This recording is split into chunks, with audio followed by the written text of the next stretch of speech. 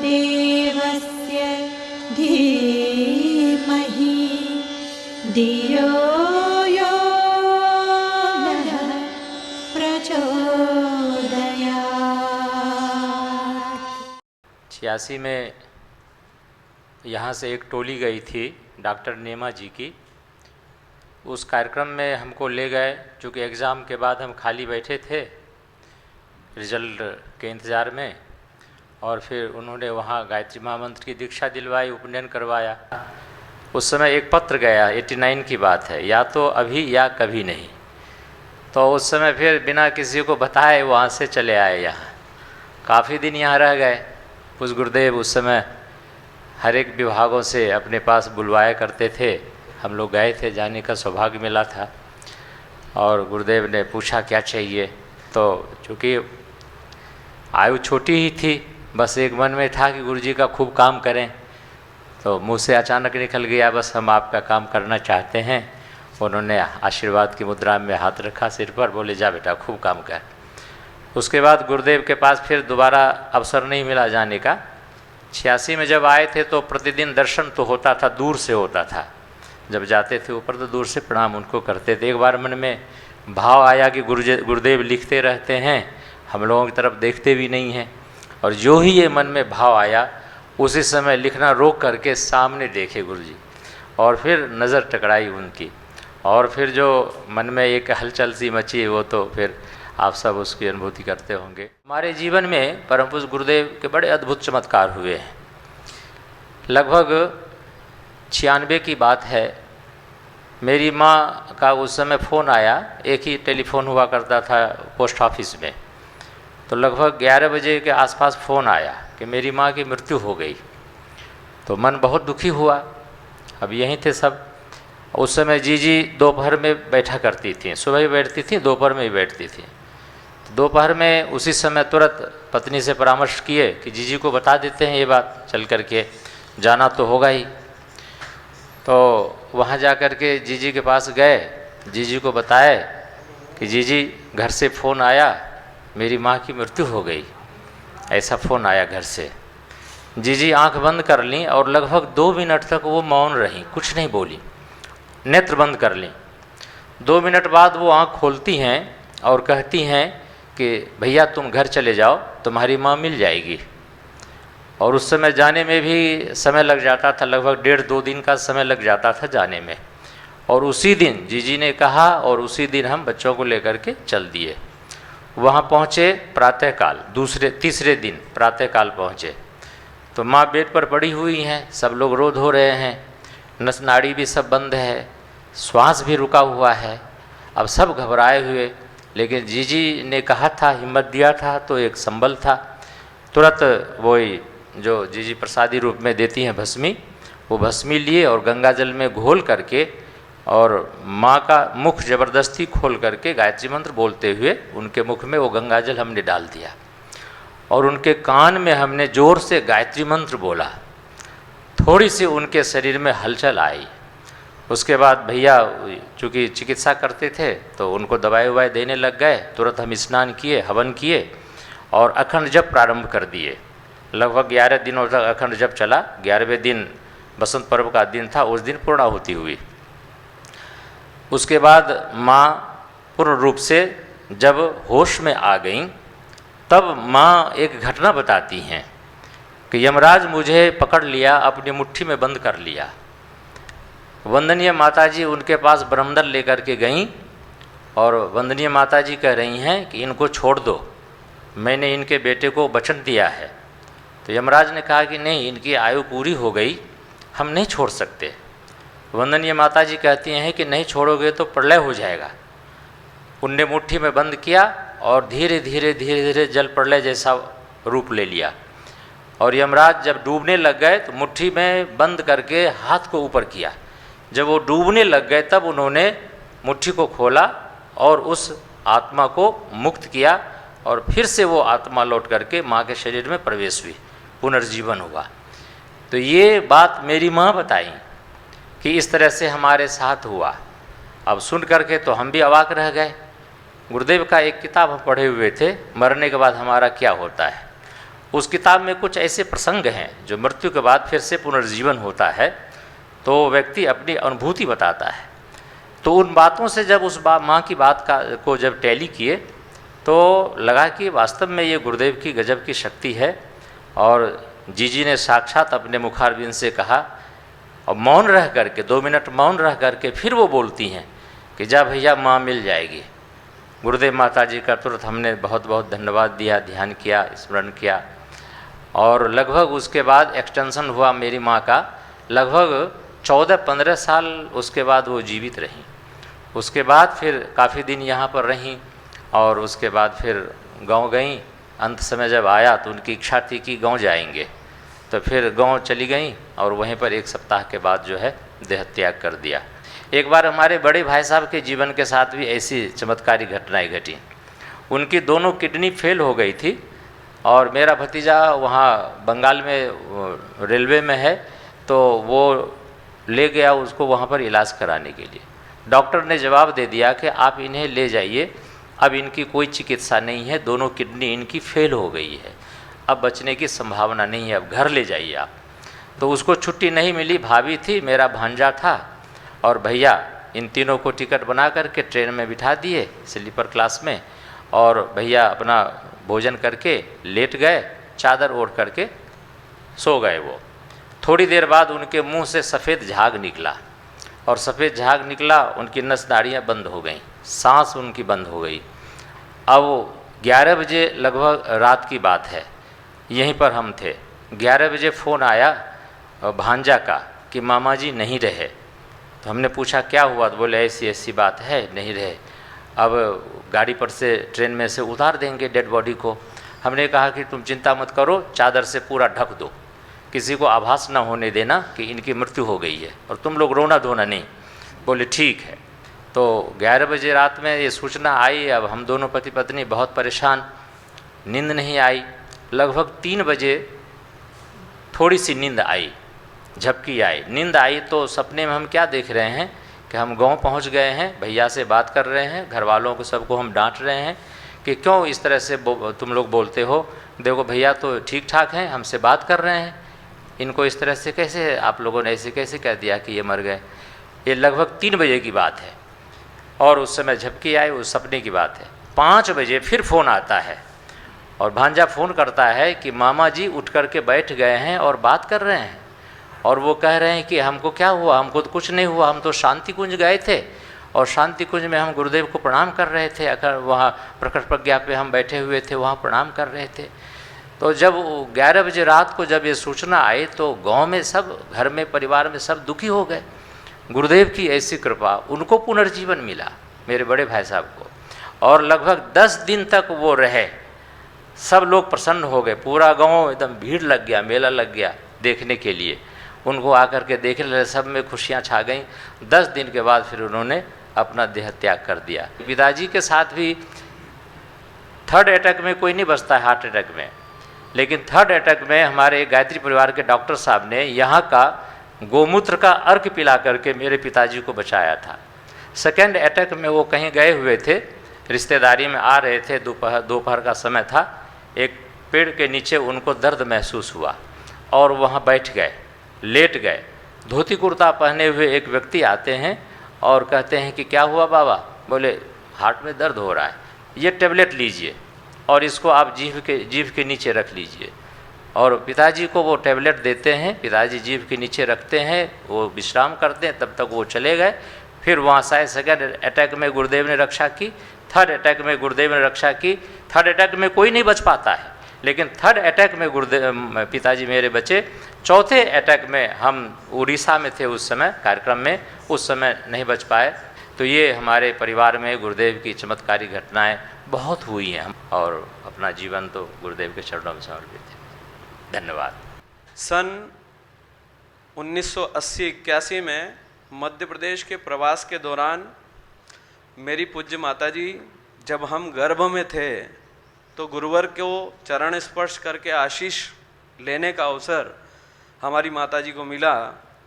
शायद मैं उसको इस रूप में महसूस करता हूँ कि जो मेरी माँ ने देखा वो गर्भ में बाद में मुझे आज समझ में आता है, लेकिन एक सौभाग्य उस रूप में देखता हूँ कि शायद अभिमन्यु को शिक्षण मिला, ऐसा शायद परम पूज्य गुरुदेव की वो नज़र शायद माताराम के माध्यम से मेरे तक पहुँची। ये घटना मेरे जीवन में जब यहाँ पढ़ने आया तब भी हुई, क्योंकि जैसा देखा गया था, शांति कुंज के बारे में सोचा गया था, उससे मैंने ज़्यादा दिव्य कुछ यहाँ पाया जिसको मैं शब्दों में तो बयां नहीं कर सकता, परंतु अनुभव कर सकता हूँ। दो सौभाग्य मिले।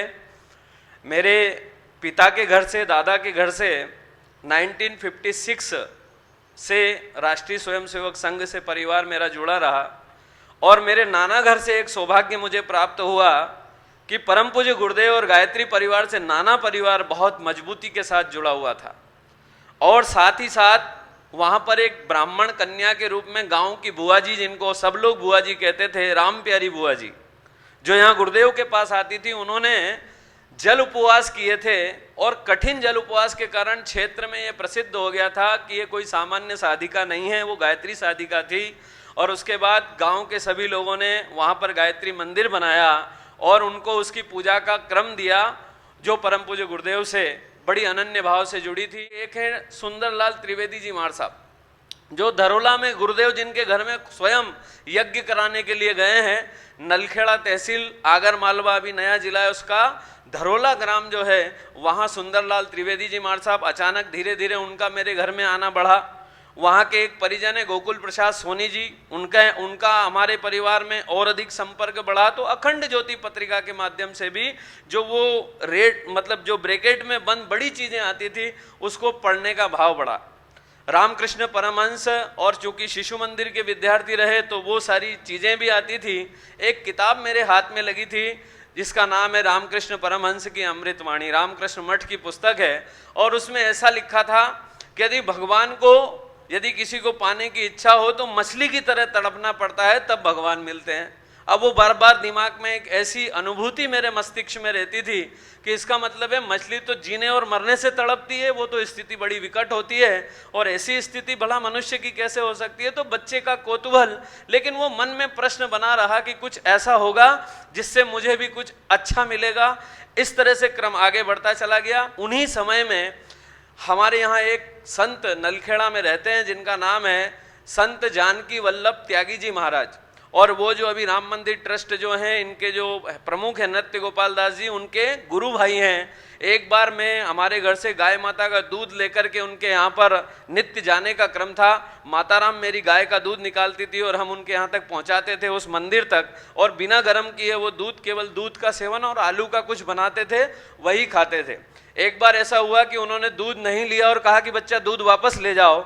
मुझे बड़ा अजीब लगा कि ऐसा क्यों कह रहे हैं। बोले आज बच्चा तुम्हारी माँ ने दूध नहीं निकाला है, आज तुम्हारे घर में काम करने वाले उस लड़के ने जिसका नाम मोती है, इतना स्पष्ट बताया और कहा कि वो बीड़ी पी करके दूध निकाला था, हम दूध नहीं पिएंगे। मुझे बड़ा अजीब लगा कि ऐसा कैसे कोई कह सकता है। मैं गया, माँ से पूछा तो वही बात निकली। बोले बेटा मेरे को थोड़ा हाथ में दिक्कत थी इसलिए आज मोती को बोल दिया था। मोती से पूछा तो मोती ने बताया कि हाँ बीड़ी तो पी थी और ढंग से हाथ नहीं धुले थे, और उन्हें दूध लौटा दिया। मैंने कहा आप ये बताइए आपने इतना कैसे बता दिया, नाम तक बता दिया, ऐसा क्या बात है आपके पास में जो आप ये सब जानते हैं। उन्होंने हंसते हुए कहा अरे बच्चा छोड़ना, तू तेरा काम कर, कल यदि तेरी माँ दूध निकाले तो लाना, नहीं तो मत लाना, तू चले जा। लेकिन मैं जिद्दी था, वो क्योंकि एक चीज मुझसे कहते थे कि तू भारतीय जवान बनेगा कि विलायती जवान बनेगा, तो मैं बार बार उनको कहता था मेरे को विलायती जवान नहीं बनना है, भारतीय जवान बनना है। तो थोड़ा मुंह लगे होने के कारण उन्होंने कहा, बोले वो सामने देख रहा है, तो मैंने कहा हाँ। तो एक डिब्बी के अंदर शालीग्राम महाराज वो इत्र के अंदर डुबा करके रखते थे, और फिर धीरे से बोले बेटा इनकी कृपा है और मैं गुप्त गायत्री करता हूँ। मेरा दिमाग एकदम से हिल गया, और उसके बाद मुझे ऐसा लगा कि ऐसे कैसे हो सकता है। गायत्री शक्ति चूंकि बचपन में कौतूहल में माँ बाप के पीछ में देखा था, उसके बाद हमने एक चीज देखा, हमारे यहाँ पर गुरुदेव से जुड़े हुए श्री देवी सिंह जी तोमर साहब थे, और उनके चेहरे का प्रकाश देख करके जैसे ऐसा लगता था जैसे कोई सूर्य निकल आया हो, और बहुत मजबूत गायत्री साधक थे। हमें बड़ा अजीब लगता था कि गायत्री साधक के चेहरे पर इतना प्रकाश रहता है। ये अनुभूतियां मेरी गहरी होती चली गई, और मैंने मंत्र तो नहीं लेकिन सूर्य भगवान को सुबह शाम जल चढ़ाना इत्यादि जारी रखा। जब पढ़ रहे थे उस समय में 3 चीजों का मन बना, क्योंकि मन में संकल्प आता है कि कोई जीवन का स्वप्न होता है, या तो सेना में जाएंगे ऐसा मेरे मन में आता था, या फिर दूसरा मेरे मन में आता था या फिर मैं समाज सेवा का काम करूंगा, और तीसरी चीज हमारे मन में आती थी कि यदि कुछ नहीं मिला तो चूंकि मेरे घर में कृषि है तो मैं वैज्ञानिक दृष्टि से कृषि करूंगा। ये 3 दिमाग में हमारे बिल्कुल सॉलिड, बिना किसी लाग लपेट के हमेशा यही चीज रहती। ग्रेजुएशन के दौरान देवी अहिल्या विश्वविद्यालय में इधर फिर से मेरे को संघ परिवार में काम करने का मौका मिला। धर्म जागरण मंच का आदरणीय बाबूजी यहाँ पर बैठे हुए हैं, गौड़ बाबूजी, इनके निकट पड़ोसी श्री अनिल जी डागा, उनके साथ में मुझे काम करने का मौका मिला। शबरी कुंभ जो लगा हुआ था डांग जिले में, और साथ में हिंदू जागरण मंच का काम हुआ था जो झाबुआ जिले में हुआ था। उस समय में बहुत सक्रिय भूमिका निभाने लगा, और चूंकि मन में इस तरह का भाव था कि मुझे विवाह नहीं करना है, तो ग्रेजुएशन करते करते ही मेरे मन में प्रचारक बनने का भाव आ गया, क्योंकि वो सेवा की प्रवृत्ति बार बार मेरे को हिलोरे मारती थी। और मैं संघ कार्यालय पे क्षेत्रीय प्रचारक दत्ता जी उनन गाँव करके संपर्क में आ गया, और मैं वहां चला गया। एक बार ऐसा पागलपन सवार हुआ हमारे ऊपर कि हमने सूर्य को खुली आंख से देखना शुरू कर दिया, और ऐसा देखा कि अपनी आंखें खराब कर ली। और हमारी आंखें जब बहुत खराब हुई, क्योंकि हमने गीता में पढ़ लिया कि बेटा सारा ज्ञान जो है सूर्य में है, और जब धरती पर अवतार होता है तो वो ज्ञान फिर से हम दोहराते हैं। तो पता नहीं क्या ऐसा पागलपन दिमाग में, तो हम दिन में कभी मर्जी पड़े तब सूर्य को देखने लगे, और आंखों की नेत्र की दृष्टि हमारी बहुत गड़बड़ा गई। तब हमें इलाज कराने के लिए डॉक्टर के पास उज्जैन ले जाया गया, तो पता लगा कि उनके कक्ष में गुरुदेव का यही वाला फोटो लगा हुआ है। और हम कह रहे हैं कि दवा तो आप देने वाले हैं, हमको जो है ये डॉक्टर की दवा से ठीक वीक होने वाला मामला नहीं है। मैं मन ही मन कह रहा हूं कि अब आप दवा भी खिलाएंगे तो मैं उन्हीं का नाम लेके खाऊंगा। पता नहीं ऐसी अजीब अजीब टाइप की बातें मेरे मन में आने लगी। और उस खेत में काम करते समय 2 वाणियां मेरे को अपने आप, मुझे आज भी पता है, मैं हिल गया था। आनंदोहम शिवोहम सच्चिदानंदोहम, आनंदोहम शिवोहम सच्चिदानंदोहम। ये बारंबार अंदर से पता नहीं कहां से फूट करके आ रहा था। उसी पागलपन टाइप का जब मेरे को हुआ, तो मेरे मस्तिष्क को चेक कराने के लिए, आंखों को चेक कराने के लिए डॉक्टर के पास ले गए, और इसी प्रकार से गहराता गया वो। और उसके बाद गोकुल प्रसाद जी सोनी के घर जाकर के मैंने कहा मुझे कुछ भी करिए, मुझे शांति कुंज जाना है। और फिर जब मेरे को शाजापुर शक्तिपीठ पर भेजा, तो वहाँ धर्म विज्ञान का एक वो निकला हुआ था कि यहाँ आप ये कोर्स करने आइए। मेरे को एक आशा की किरण जगी। फिर किसी ने कहा कि वो गृहस्थों के लिए है, तो दूसरी आशा की किरण जगी कि अब शादी हो गई तो गृहस्थों के लिए भी बढ़िया वाला मामला है। हमने कुछ नहीं सोचा, और वहाँ से हमारे क्षेत्र के एक भाई के माध्यम से मैं यहाँ आया, फॉर्म आकर के यहाँ डाला। उस सुबह का अद्भुत दृश्य मित्रों मैं आपके साथ में साझा करना चाहता हूँ कि सुबह मुझे यहाँ रुकवाया गया सजल श्रद्धा के सामने, जब ये शेड नहीं डला था। ब्रह्म मुहूर्त में जब मैं उठा तो मैंने जीवन में ऐसा दृश्य आज तक नहीं देखा। मुझे मेरे अंतःकरण में, चूंकि उस कमरे में स्टूडेंट रुकाए गए थे तो 15-17 की मात्रा में थे, तो रात को ढंग से नींद नहीं हो पाई, तो जल्दी जागे। तो 2:30 बजे ही नहा करके 2:45 बजे जब ऊपर से ये सामने वाली बिल्डिंग से जब नीचे समाधि स्थल को देखा, तो मुझे ऐसा लगा कि वो मिल गया जिसकी मुझे तलाश थी। पता नहीं क्यों अजीब अजीब अनुभूतियां मेरे से होने लगी। विश्वविद्यालय में फॉर्म डाला, वहां पर मेरा धर्म विज्ञान विभाग में हुआ। गुरु कृपा से मुझे टॉपर बनने का मौका मिला। और उसके पश्चात में 2006 की एक अनुभूति लोहरदगा की है। जब 3 महीने इंटर्नशिप पे भेजा जाता था, तो वहां पर कठिन क्षेत्र में जाने के लिए कहा गया, तो हमने लोहरदगा को चुना कि हम झारखंड जाएंगे।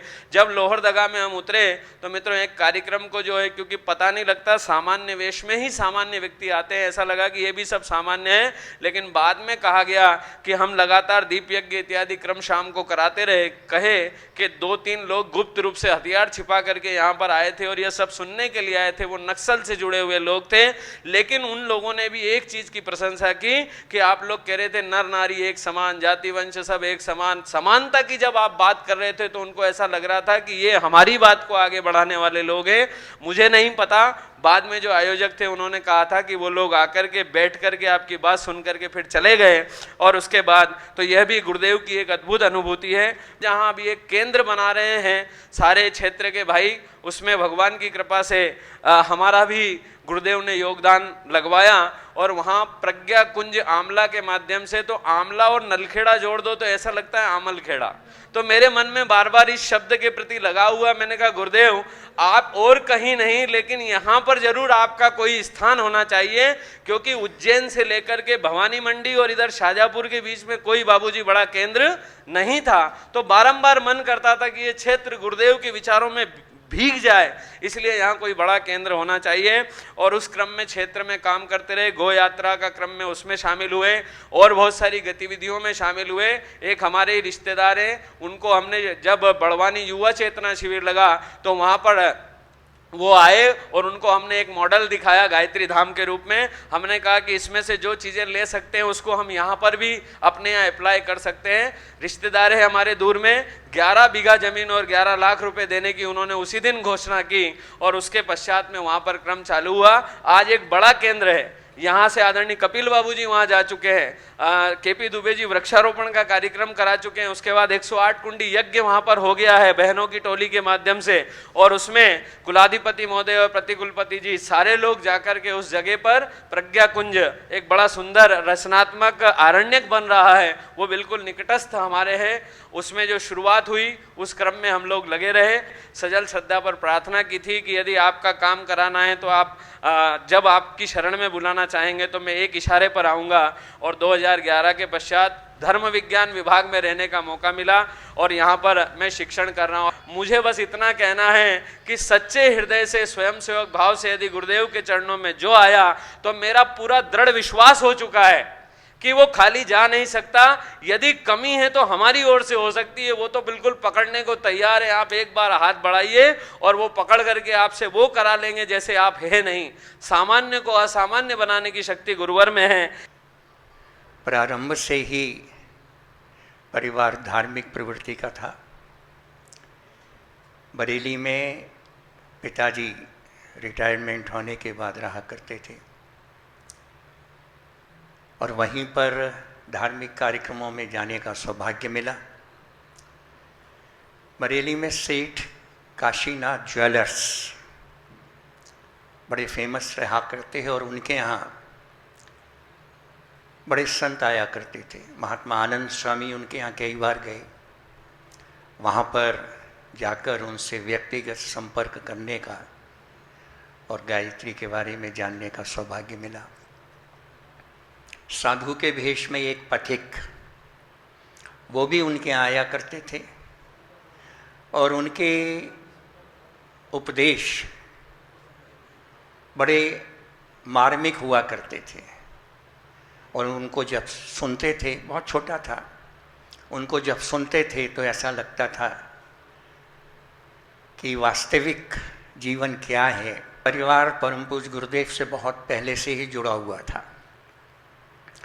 घटना लगभग 1959 की है, 1959, जब मैं लखीमपुर खीरी में था अपने भाई के पास। भाई मेरे उस वक़्त डिप्टी सीएमओ थे वहाँ पर। वो एक बार दौरे पर गए हुए थे, पीछे गुरुदेव का एक पत्र आया। पत्र को पढ़ा, हम लोग बड़े चिंतित हो गए। जब भाई साहब शाम को आए तो हमने उनसे पूछा, क्या आपके गाड़ी का कोई एक्सीडेंट हुआ है, दुर्घटना हुई है? उन्होंने कहा आपको कैसे मालूम? हमने कहा गुरुदेव का पत्र आया है कि तुम्हारा एक्सीडेंट होगा, दुर्घटना होगी और बड़ी भीषण दुर्घटना होगी, लेकिन तुम्हारा बाल बांका नहीं होगा। मित्रों, वो दुर्घटना बड़ी भीषण थी। वास्तव में गाड़ी में जो स्टीयरिंग होता है वो स्टीयरिंग टूट गया था, उसने काम करना बंद कर दिया था। और जब स्टीयरिंग टूट जाता है तो गाड़ी बेकाबू हो जाती है। उसमें ब्रेक लगाओ तो वो कहाँ जाएगी मालूम नहीं, किस जगह टकराएगी वो नहीं मालूम। गाड़ी दुर्घटनाग्रस्त हुई लेकिन भाई साहब सुरक्षित घर पर थे। इसी प्रकार की एक घटना 1970 की है। मेरे वही भाई साहब जो नियमित रूप से गायत्री उपासना करते थे, उनका बेटा बीमार हुआ, काफ़ी बीमार। बुलंदशहर में थे, वहाँ से दिल्ली लाया गया, ऑल इंडिया मेडिकल इंस्टीट्यूट में एडमिट हुए। गुरुदेव को कई पत्र लिखे, एक के बाद एक, किसी का जवाब नहीं आया। बहुत परेशान थे। बेटा उनका लगभग 2 साल का आईसीयू में, डॉक्टर उनको इलाज कर रहे थे। थकाए हार कर अचानक झपकी सी आ गई, और जैसे ही झपकी आई तो उन्हें ऐसा लगा कि गुरुदेव आए हैं, हाथ फेरा है, कहा बेटा कुछ नहीं होगा। उसके 1 महीने के बाद मैं अपने भाई के साथ मथुरा गया। गुरुदेव छोटे से कमरे में मिला करते थे। उस छोटे से कमरे में बैठे हुए थे लोग, गुरुदेव भी थे। नंबर आया, वहीं बैठे बैठे तो गुरुदेव ने नाम पुकार कर कहा, बेटा इंद्रमोहन, तुम्हारे सभी पत्र मुझे मिले, लेकिन मैंने उत्तर नहीं दिया। मैं क्या लगता कि तुम्हारा बेटा बचेगा नहीं। जब मैंने देख लिया कि अब तुम्हारा बेटा तुमसे कोई छीन नहीं सकता, तब मैं स्वयं तुम्हारे पास आया था और मैंने तुमको इसका आश्वासन दिया था। आज भी वो बेटा काम पर अच्छी प्रकार से कर रहा है। इसी प्रकार की एक घटना है मित्रों 1973 की। घटनाएं बहुत हैं, लेकिन जो मेमोरी में आ जाती हैं उनको बताने का प्रयास कर रहा हूँ। 1973 की घटना है। मेरी बहन और मैं यहाँ पर शांति कुंज आए थे। उस वक़्त गुरुदेव जो साधना कक्ष है मंदिर के सामने, वहाँ पर प्रवचन दिया करते थे। टीन वाला शेड उस वक़्त तक नहीं पड़ा था। हम लोग आए, कुछ परेशानी थी बहन को, उन्होंने बताई, उन्होंने नोट करी। किसी ने बता रखा था कि आप, मेरी बहन की उम्र बहुत ज़्यादा नहीं है, उनकी मृत्यु हो जाएगी। गुरुदेव से उन्होंने यही बात कही। बोले बेटा कौन कहता है। समय निकल गया। निकलते निकलते एक दिन उनको ऐसा आभास हुआ कि वो रात्रि में ग्वालियर में रहती थीं। ग्वालियर में कमरे में सोई, निद्रा की अवस्था में थीं। यमदूत आए, एक कह रहा है दूसरे से, देख इसका समय हो गया है, इसको ले चलो। तो दूसरा कहता है, देख नहीं रहे हो सामने किसका चित्र है। गुरुदेव के चित्र लगे रहते थे। दूसरा कहता है, देख नहीं रहे हो सामने किसका चित्र है, तुम हाथ भी नहीं लगा सकते इसके ऊपर। आँख खुली, झड़बड़ाकर एहसास हुआ कि गुरुदेव साक्षात रक्षा कर रहे हैं। और मित्रों, जिस समय उनकी मृत्यु हुई उससे 5 मिनट पूर्व ही, वर्षों के बाद, उससे 5 मिनट पूर्व ही न जाने कैसे वो चित्र ऊपर से नीचे गिरा और गिरने के बाद वो टूट गया, और उसी के बाद उनकी मृत्यु हुई। जो इस बात की पूरी तरीके से प्रमाण देती है कि जिसके संरक्षक गुरुदेव हैं उनको कोई कुछ कर नहीं सकता। घटना 1976 की। मेरे बड़े भाई सोनीपत में एक सीनियर सेकेंडरी स्कूल के प्राचार्य थे। गुरुदेव के पास आए, कहने लगे गुरुदेव मैनेजमेंट के लोग बहुत परेशान करते हैं, प्राइवेट मैनेजमेंट है। बोले बेटा नाम बता जरा उनके। नाम बताए। बोले बेटा अच्छा इलेक्शन कब है अब। ने बताया कि 6 महीने बाद है। बोले बेटा निश्चित रख, इनमें से कोई नहीं आएगा। आप आश्चर्य करेंगे, गुरुदेव रास्ते में भी मिले, जाते थे शहर। बोले बेटा मुझे नाम याद हैं, 1 2 3। तूने 3 नाम बताए, तीनों नाम मुझे याद हैं। और जब इलेक्शन हुआ आप आश्चर्य करेंगे, जो सबसे ज़्यादा लोगों में जिसका सम्मान किया जाता था, जो प्रचलित था, जो सबसे ज़्यादा फेमस था, वो भी 1 वोट से हारा, मात्र 1 वोट से हारा। और बाकी वो तीनों के तीनों में से कोई भी मैनेजमेंट में नहीं आया। ये वो शक्ति जिसने प्रत्यक्ष और अप्रत्यक्ष रूप में चलते चलते न जाने कितनी सहायता करी। घटना विदेशों की बहुत सारी हैं। अभी शिवनारायण जी बता रहे थे कि हॉलैंड में गए हम लोग, पेट्रोल पंप पर रुके। ये तो बात थी, लेकिन वो शायद ये भूल गए कि हॉलैंड जैसे देश में भी एक व्यक्ति ने अपने पूरे घर की चाबी हम अनजान लोगों को दे दी।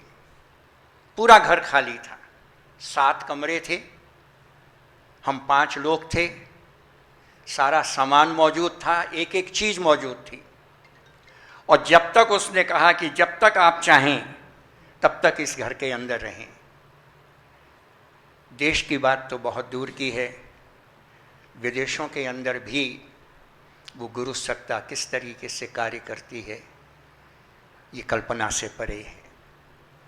और अभी एक घटना मित्रों 2018 की है। मेरा बेटा अमेरिका में है, उसके पास हम और हमारी पत्नी गए थे। नई गाड़ी ली थी उसने, 15 दिन ही हुए थे। गाड़ी में हम लोग चल रहे थे, एक अंधा मोड़ होता है, वहाँ तो स्पीड बहुत ज़्यादा होती है गाड़ियों की। अंधा मोड़ होता है, अंधे मोड़ पर जैसी गाड़ी मोड़ी, रेलवे का फाटक जिसे कहते हैं, तुरंत ही फाटक था। गाड़ी मोड़ी और फाटक धड़धड़ा कर आकर बंद हुआ। पीछे गाड़ी, आगे फाटक, और फाटक जो बंद हुआ वो इस तरीके से हुआ कि मैं तो ये कहूँगा कि साक्षात गुरुदेव ने रक्षा करी कि सिर्फ बोनट पर आकर वो रुका। अगर आगे वाले शीशे पर गिरता तो शीशा टूटता। गाड़ी अगर 6 इंच भी आगे होती, मात्र 6 इंच भी आगे होती गाड़ी, तो मित्रों उधर से आने वाली एक मालगाड़ी से सारी गाड़ी क्रश हो जाती। लेकिन आप आश्चर्य करेंगे मित्रों कि ना तो गाड़ी में एक खरोंच आई और ना गाड़ी क्रश हुई किसी प्रकार से भी। टोलियों में जाते जाते अनुभव हुआ बहुत सारा, और ऐसा लगा कि हर क्षण और हर पल गुरुदेव हमारे साथ चल रहे हैं।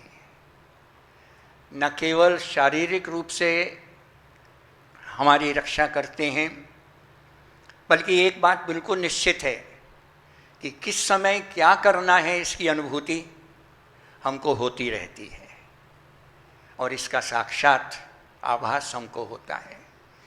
ओंकार भाई ने घटना बताई थी रशिया की। वास्तव में इतनी भयानक घटना थी कि उधर से 120 किलोमीटर की स्पीड से गाड़ी 7वीं लेन से पहली लेन में उसने ट्रांसफ़र किया, और हम अपनी 50-60 किलोमीटर की स्पीड से जा रहे थे। गाड़ी का जो टक्कर हुई, हमारी गाड़ी 2 चक्कर लगाकर, आगे का शीशा आगे, पीछे का शीशा पीछे, हम 3 लोग थे उसमें बैठे हुए, मैं, ओंकार जी, डॉक्टर ज्ञानेश्वर जी और वहाँ के 2 भाई। आप ये सोचिए, गाड़ी ऐसी क्रश हो गई कि उसको टो करके ले जाना पड़ा। मैं पीछे बैठा था, मेरा चश्मा जो मेरे चेहरे पर लगा हुआ था, आप समझ सकते हैं कि धक्का कितनी तीव्र होगा। चश्मा निकलकर 4थी लेन में जाकर गिरा था। इतनी भीषण दुर्घटना। छोटी मोटी दुर्घटनाएं तो कई बार हुई हैं, अमेरिका के अंदर भी हुई है, भारत के अंदर भी हुई हैं, लेकिन ये सब उस महाशक्ति का ही प्रताप है जिस महाशक्ति ने हमें अपने साथ जोड़ा है और काम करने के लिए प्रेरित किया है। बहुत बहुत धन्यवाद। भाव संवेदना की गंगोत्री, नया टाइटल कवर बना दिया। गुरुदेव कहते थे कि ये सतयुग जब कभी भी आवेगा या युग परिवर्तन होगा तो उसका आधार भाव संवेदना ही होगी। भाव संवेदनाएं जब जगेगी तभी परिवर्तन होगा। आज हम मशीनी युग में जी रहे हैं, लगता है कि आदमी भी मशीन हो गया है। मशीन लोहे की होती है, लोहा जब लोहे को काटता है तो उसको दर्द नहीं होता है। आज का इंसान ऐसा ही हो गया है। आपने घटनाएं सुनी होगी, पत्नी को काट के तंदूर में डाल दिया, तो फ्रिज में डाल दिया, तो कहीं वहाँ निठारी का हत्याकांड जिसमें बच्चों को मार मार के खा जाता था। तो क्या आज इंसान को क्या हो गया है? नर पिशाच बन गया है इंसान। गुरुदेव चाहते हैं कि हमको व्यक्ति की संवेदना को जगाना होगा।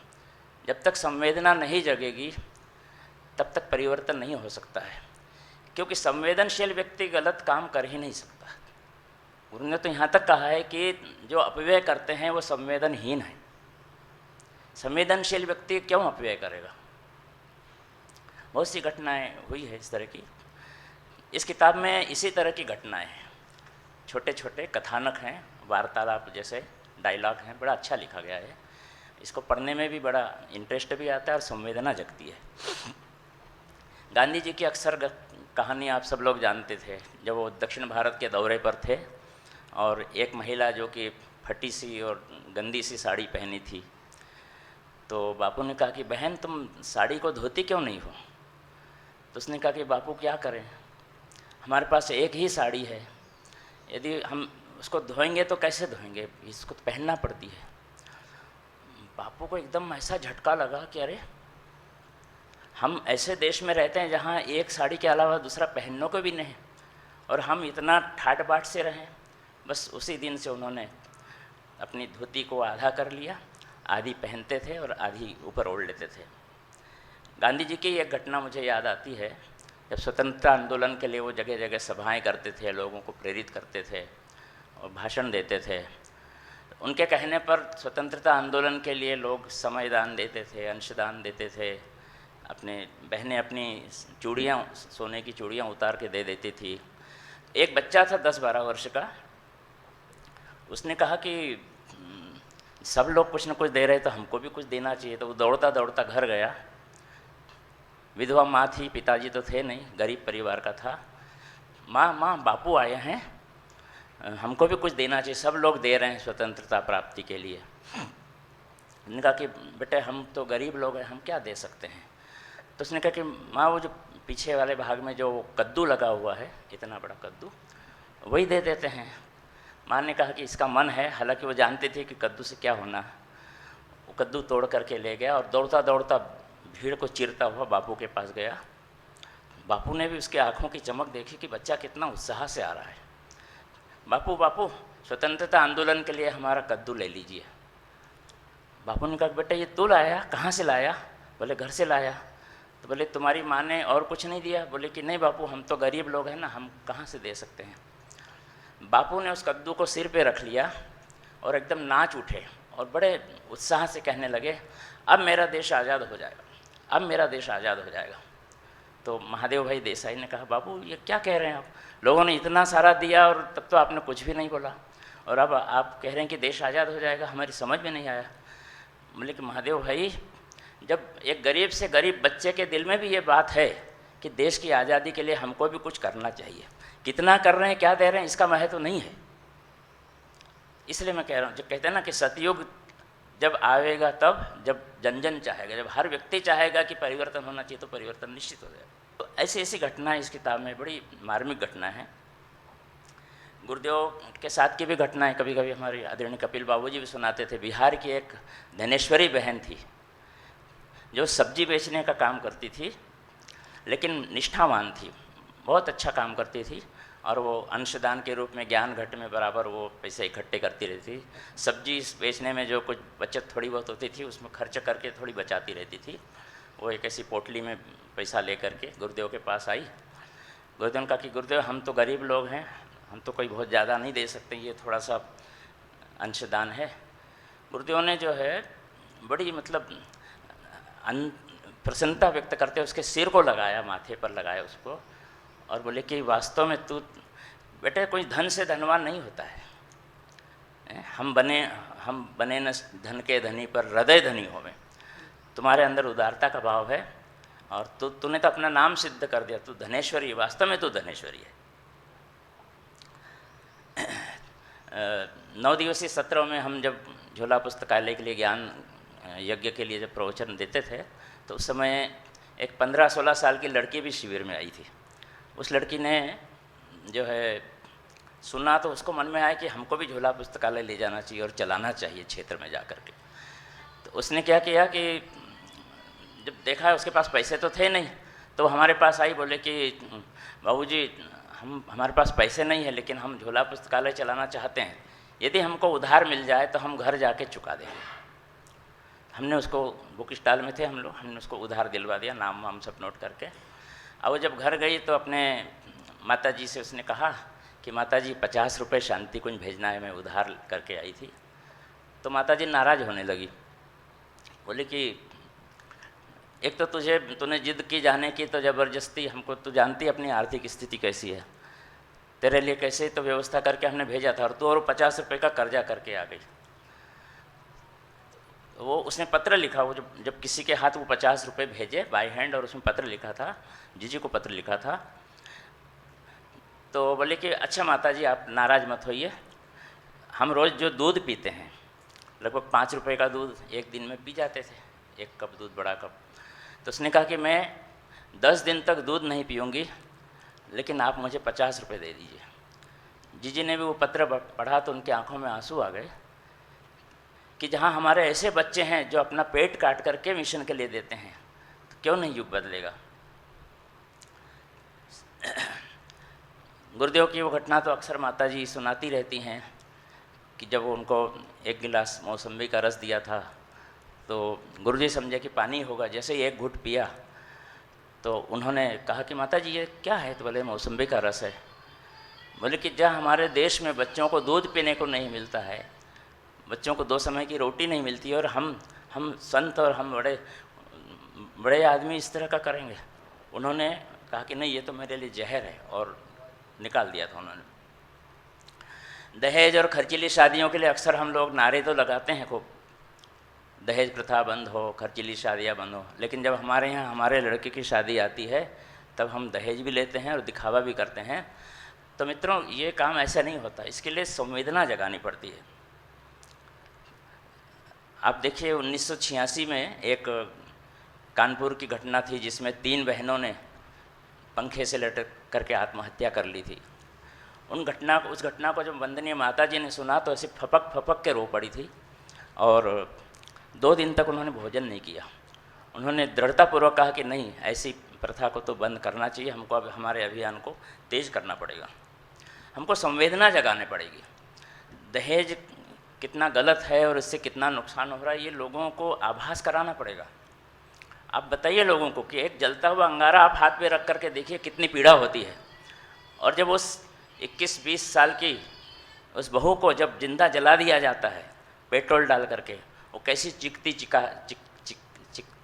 पुकार करती होगी, और बचाने के लिए कैसे पुकारती होगी, लेकिन ये दरिंदे कहाँ। तो उस घटना को, उस दर्द को लोगों को महसूस कराना पड़ेगा। एक छोटी सी घटना है, एक बार आग लगी, सब लोग बुझाने का प्रयास करने लगे। एक चिड़िया अपने चोंच में थोड़ा थोड़ा पानी ला करके उस पर कुल्ला करके चली जाती थी।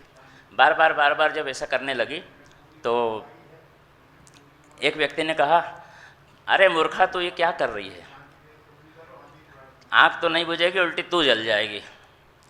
तो वो क्या कहती है, मैं ये नहीं जानती कि मेरे पास कितना पानी और मैं आग बुझा सकती हूँ कि नहीं बुझा सकती हूँ, लेकिन इतना निश्चित है कि इतिहास जब लिखा जाएगा तो मेरा नाम आग लगाने वालों में नहीं, मेरा नाम आग बुझाने वालों में होगा। गिलहरी ने भी तो ऐसा ही किया था, उसमें उतनी सामर्थ्य नहीं थी, लेकिन भगवान के काम के लिए पुल बन रहा है तो उसने अपनी सामर्थ्य भर उसमें सहयोग दिया था। वास्तव में पीड़ित मानवता की सेवा ही सच्ची ईश्वर सेवा है, ईश्वर आराधना है। इस वाक्य ने एक व्यक्ति का जीवन ही बदल दिया। प्रत्यक्ष इसी समय की बात है वो। आप जानते भी होंगे, एक जगजीतपुर कनखल में विपुल शर्मा जी हैं, उनका एक कुटीर उद्योग चलता था। 40-50 कर्मचारी काम करते थे और 70-80 हज़ार रुपये महीने की उनकी आमदनी थी। बुक स्टॉल में अपने यहाँ भी वो सामान देते रहते थे। तो उन्होंने जो इस वाक्य को जब चिंतन किया, पीड़ित मानवता की सेवा ही सच्ची ईश्वर आराधना है, एकदम अंदर से झकझोर दिया उन्होंने उस वाक्य ने उनको। उन्होंने वो सारा वाइंड अप करके, और दोनों पति पत्नी उन बच्चों की जो अनाथ, वो जो हैंडीकेप्टेड, मेंटली रिटार्डेड बच्चे होते हैं, मंदबुद्धि बच्चे जिनको आजकल दिव्यांग कहते हैं, उनका एक स्कूल खोल दिया और दोनों पति पत्नी लग गए उसमें। तो ये जब संवेदना जब हमारे अंदर जगेगी, और संवेदना मैं तो कहता हूँ कि अपने भाइयों को भी कि जब प्रवचन या जो क्षेत्र में जब कार्यक्रमों में जाते हैं तो उसमें कुछ ऐसी घटनाएं, कुछ ऐसी संवेदना को उभारें कि लोग अंदर से हिल जाए। बहुत सी बातें हैं और हमारे परिजन करते भी हैं। तो यही निवेदन था, भाव संवेदना की गंगोत्री, इसी के आधार पर जो है युग परिवर्तन होगा। धन्यवाद। वो जो बहन धनेश्वरी की इन्हें बताई है वो मेरे सामने की बात है, पूरी बताता हूँ आपको। जब शक्तिपीठों के संकल्प कराना शुरू किए थे तो गुरुदेव के बाहर जो खुला है वहाँ बिठाल करके संकल्प कराते थे। समर्थ लोगों को बुलाते थे तो उस क्षेत्र के लोग जो आए तो वो अपने साथ उसको ले आए थे। काछिन सब्जी बेचती थी, तो न कौन कौन है तो उन्हें अपना परिचय दिया। वो ऐसी ही बैठी गुचकी से मारे। उनने कहा साहब ये है तो सब्जी बेचती है लेकिन ये बड़ी भावनाशील है साहब, इसलिए हम इसे ले आए हुए। कैसा? तो उन्होंने बताया कि एक दिन ये यज्ञ में आ गई, बैठी रही, सुनती रही, और उसके बाद बोली क्यों भैया ये बात तुम जो कह रहे थे ये तो अमृत है, लेकिन मुझे याद नहीं रहता, कहीं लिखा है उसमें? उन्हें किताब पढ़ी हो? बोले मैं तो नहीं पढ़ी हूँ लेकिन मुझे याद नहीं रहता, लोगों को तो बताऊंगी पढ़े लिखे वालों को। देखिए उसके बाद तो कहीं लिखा है तो उन्हें किताब दे दी। बोले ये हमें दे दो, हम पैसे दे देंगे। और वो सब्ज़ी बेचती थी और जो कोई सब्ज़ी खरीदते थे बोले भैया आपने संतोष की चीज़ मिली? बोले हाँ। तो एक बात हमारी मान लो, हाँ इसमें अमृत है, ये किताब एक ले जाओ हमारे कहने से। तो बोले हम पढ़े लिखे लोग उतना साहित्य नहीं निकाल पाए जितनी इस अनपढ़ महिला ने निकाला। इसकी ये भावना देख करके हम इसे ले आए। गुरुदेव खुश हुए, संकल्प करा दिया। संकल्प कराने के बाद गुरुदेव तिलक करने लगते थे। मैं नीचे जाके माता जी को बताता कि अब लोग आपको भी आएंगे, वहाँ तिलक का रखवा करके फिर लौट के आता था। तो ये 3-4 लोग थे। जब तक मैं वो करके आया तब तक गुरुदेव ने तिलक कर चुके थे। और जो लौट के आया तो गुरुदेव का गला भरा हुआ, आँखें डबडबाई हुई। उस दिन अनुभव हुआ कि शबरी के बेर पा करके राम कैसे विभोर हुए होंगे। उसे क्या हुआ कि सबने तिलक कराया, वो उठी तो वो चांदी के चूड़े पहने हुए थे, उसने वो उतार के रख दिए। बोले गुरुजी शक्तिपीठ के लिए मेरी तरफ से। अब वो गुरुदेव लिए, बोले वीरेश्वर जी इसकी फ़ोटो खिंचवाओ, इसको पाक्षिक में छपवाना। मतलब एकदम से जैसे निहाल हुए जाए। तो ऐसी घटना उसकी थी कि आदमी के अंदर का जब भाव मरता है वो कितना प्रभाव होता है, और भावना भगवान को कैसे प्रभावित करती है वो मैंने देखा कि विदुरानी के फल शाक कैसे खाए होंगे और वो कैसे होंगे। तो वो मैंने उस दिन उनका से देखा। बाद में पता पड़ा कि वो गई तो 3 शक्तिपीठ बनवाने में उसका महत्वपूर्ण योगदान रहा, इसी ढंग से जो उसकी थी। तो ये भावना की शक्ति होती है कि जो उसमें कहते हैं। और इसी बात को जो कहा कि हमें अपने उसमें लगना चाहिए। गुरुदेव ने जो चित्रावली बनाई थी तो उसमें गुरुदेव ने ये कहा था, लिखा था कि जो लोग मृतक भोज में भोजन करते हैं तो उन्होंने कहा ये चील कौओं की तरह हैं जो लाश पर मड़राते हैं। क्यों? मर गया है और तुम्हें तरह तरह का खाने की सूझी है। ऐसा एक भीतर से उनका वो होता है, ये करने की बात है। तो ये चाहे विवाह के दहेज की बात हो चाहे वो हो, कि उन्होंने कहा अगर संवेदना है तो बेटे की है तो बेटी की भी होगी, और बेटी की है तो बहू की भी होगी। गुरुदेव ने एक सूत्र ये भी दिया था, बेटा नारी जागरण करना है तो सास और बहू का भेद खत्म करो। सास बहू को समझे, बहू सास को, दोनों ही हैं। अगर बहू की चलती तो वो सास को सताती है, और सास के चलते वो बहू को सताती है। दोनों तरह के प्रमाण मिलते होंगे। बोले एक अंतर और है, बोले बेटा बेटी का भेद मिटा दो और सास बहू का, और बोले बेटी और बहू का भेद भी मिटा दो। हमारे बहू बेटी कहते हैं ना, अगर बेटी करे तो क्षम्य है और बहू करे तो अनाचार। अरे बहू बेटी है, होती है गलती। हमारी मामी जी से किसी ने कहा फलाने की सास बड़ी वैसी है, क्यों? बोले जरा जरा सी गलती पर डांटती है। बोले तो क्या करती है, माँ तो मारती भी थी। हमारी मामी जी ने कहा वो तो सास तो डांटती है, माँ तो मारती भी थे बेटी को, ठीक नहीं होता है तो ये अंतर क्यों कि माँ कहे तो हमारा हित है और सास कहे तो हित नहीं है, और बेटी करे तो क्षम्य और बहू करे तो क्षम्य नहीं है। तो ये सब संवेदना की बातें हैं। नारी की नारी के प्रति संवेदना नहीं है। नारी अगर नारी के प्रति संवेदनशील हो जाए तो किसी मर्द की छाती में बाल नहीं है किसी बेटी को सता दे। जिस बहू के सर पर सास का हाथ हो, जैसे देवरानी का मार्गदर्शन जेठानी करती हो, घर के लोगों को खुश करने की टेक्निक कोई अगर ननद अपनी भाभी को बताती है, भाभी तुम तो नहीं आई, मैं जानती हूँ किसका कैसा स्वभाव है, संभाल के बात बन जाए। लेकिन नारी ही नारी के प्रति संवेदनहीन होती है, अजीब बात है। तो ये सब जो चीज़ें कहते हैं घायल की यदि घाणी, तो घायल भी घायल को नहीं समझना चाह रहा, संवेदनहीनता यहाँ तक पहुँच गई। तो जो आपने कहा संवेदना की बात, वो मैंने कहा वो धनेश्वरी वाली बात मैंने पूरे सामने की थी तो आपको सुना दी। बिहार में राजगिरी के पास के रहने वाली महिला गरीब परिवार की विधवा हो गई थी। अमीरों के यहाँ तो विधवा होने के बाद सोने की चूड़ियाँ पहनाते हैं, उसके हाथ में चांदी की चूड़ी पहनाई गई थी। वही चूड़ी उसने यहाँ दे दी थी। सब्जी बेचना छोड़ करके, टोटली छोड़ के, माथे पर टोकरा में वही गुरुदेव का साहित्य ही लेके चलने लगी। जब सब्जी बेच के हम पल सकते हैं तो अमृत बेच के पल लेंगे, विश्वासपूर्वक। उससे आगे जब 1984 में परम पूज्य गुरुदेव को छुरा लगा और ये समाचार उसको मिला, भागी भागी मेडिकल स्टोर में गई, भैया मेरे गुरुदेव को छुरा लग गया है, तुम्हारे यहाँ जो सबसे बढ़िया मलहम हो सकता है वो हमको दो, हम लेके जाएं।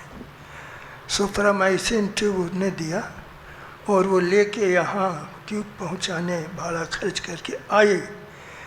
गुरुजी से मिली, गुरुजी देखो हमारे दुकानदार ने कहा कि ये सबसे बढ़िया मलहम है, मैं लेके आई हूँ आपके लिए, आप इसको लगाओ, जल्दी चंगा हो जाओ। गुरुदेव की आँख में आंसू छलछलाए, माथे से लगाया और लास्ट तक के वो सुपरामाइसिन का ट्यूब उनके तकिया के नीचे पड़ा रहा था। उन्हें संजोया उसको। ये है भाव संवेदना।